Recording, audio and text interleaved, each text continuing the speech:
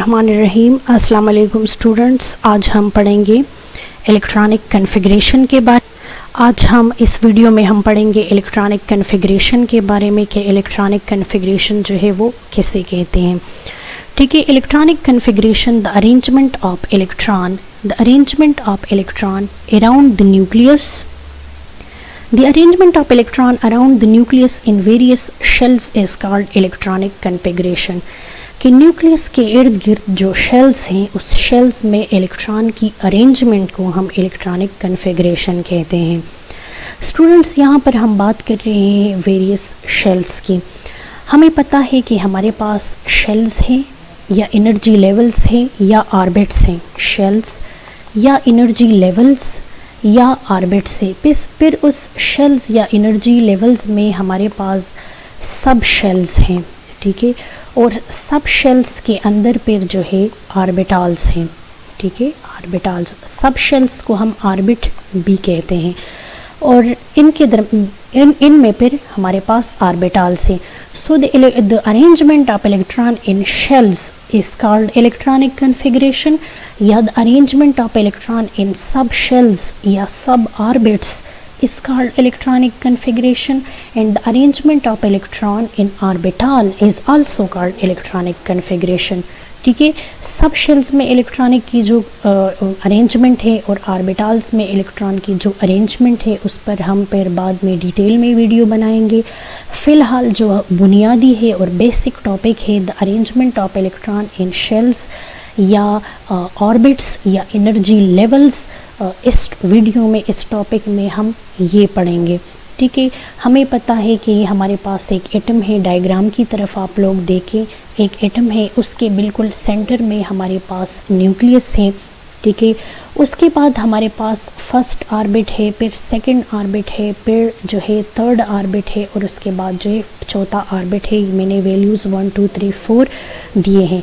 First shell को हम जो है के का नाम दिया है, सेकंड शेल को हमने एल का नाम दिया है, थर्ड को हम एम कहते हैं, इस तरह फोर्थ को हम एन कहते हैं।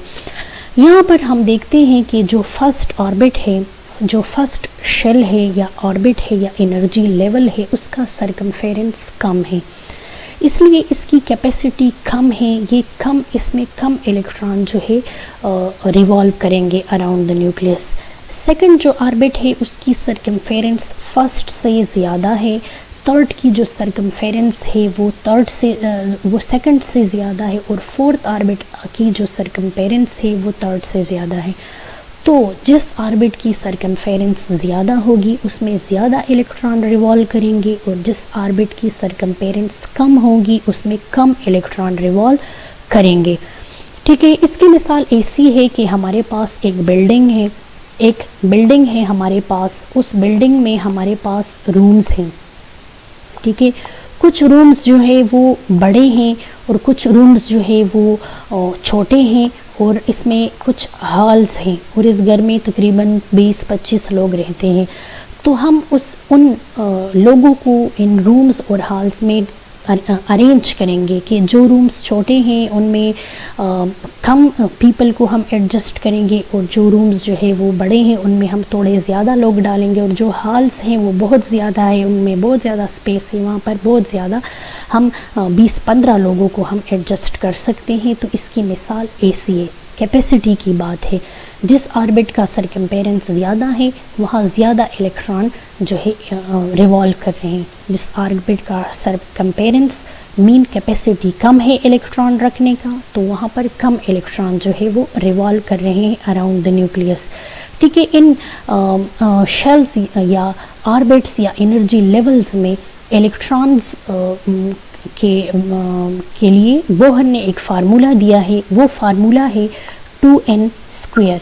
इस फार्मूले को इस्तेमाल करते हुए हम number of electron in a shell या ऑर्बिट या एनर्जी लेवल फाइंड कर सकते हैं। ओके, जो बोहर फार्मूला है वो है हमारे पास 2n²। अब हमारे पास जो फर्स्ट शेल है वो k है। ठीक है, तो k शेल में ज़्यादा से ज़्यादा इलेक्ट्रॉन जो है वो 2 रह सकते हैं। ठीक है, ये k शेल है, इसमें 2 इलेक्ट्रॉन है। ठीक है, एल शेल जो है उसमें मैक्सिमम नंबर ऑफ इलेक्ट्रॉन जो है वो 8 होंगे। जो एम शेल है उसमें 18 होंगे। जो एन शेल है उसमें 32 इलेक्ट्रॉन है। ओके, हम फाइंड करते हैं के से। के शेल के लिए हम इलेक्ट्रॉन निकालते हैं। सो के हमारे पास फर्स्ट शेल है तो 2n की बजाय हम 1 लिख लेंगे का होल स्क्वायर।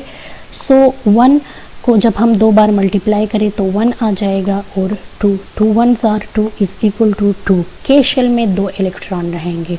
ठीक है, एल शेल जो है वो सेकंड शेल है तो 2n स्क्वायर फार्मूला में हम वैल्यू पुट कर रहे हैं। 2n की बजाय हम 2 लिखेंगे और यहाँ पर उसका होल स्क्वायर करेंगे। ठीक है, तो 2 मल्टीप्लाई बाय 2, 2 2s आर 4।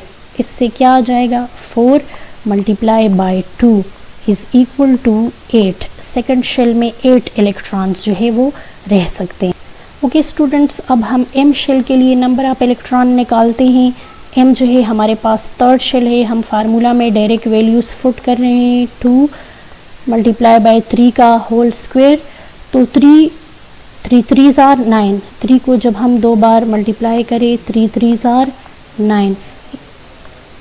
ठीक है, ये यहाँ पे 3 है तो यहाँ पर 9 आ जाएगा मल्टीप्लाई बाय 2, 2 9s आर 18। तो हमारे पास जो थर्ड शेल है उसमें 18 इलेक्ट्रॉन आएंगे। अब हम जो है एन के लिए निकालते हैं। ठीक है, एन जो है हमारे पास फोर्थ शेल है। एन जो है एन फोर्थ शेल है तो 2n स्क्वायर फार्मूला में हम वैल्यूज पुट कर रहे हैं। 2 मल्टीप्लाई बाय 4 का whole square, 4 4s are 16। 4 multiply by 4 तो हमारे पास 16 आता है। ये हो जाएगा 16 मल्टीप्लाई बाय 2। ये हम इन के लिए निकाल रहे हैं। 2 16s आर 32। तो हमारे पास जो फोर्थ शेल है, एन नंबर शेल है, उसमें 32 इलेक्ट्रॉन्स जो है वो रिवॉल्व कर रहे हैं।